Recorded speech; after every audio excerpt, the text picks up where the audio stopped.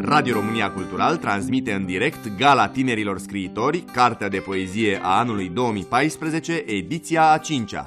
De Ziua Culturii Naționale, joi 15 ianuarie 2015, ora 16, din aula Bibliotecii Centrale Universitare Carol I din București. Invitați speciali, Mike Godroja and Blue Spirit. Moderatorul și inițiatorul evenimentului, Dan Mircea Cipariu. Producător, Ana Maria Spătaru. Organizatori, Muzeul Național al Literaturii Române București, Biblioteca Centrală Universitară Carol I și Asociația Euroculturart. Proiect susținut financiar de Ministerul Culturii.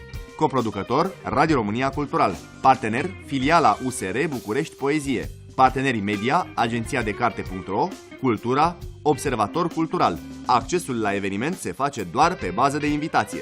Gala Tinerilor Scriitori, carte de poezie a anului 2014, în direct joi 15 ianuarie 2015, ora 16, la Radio România Cultural.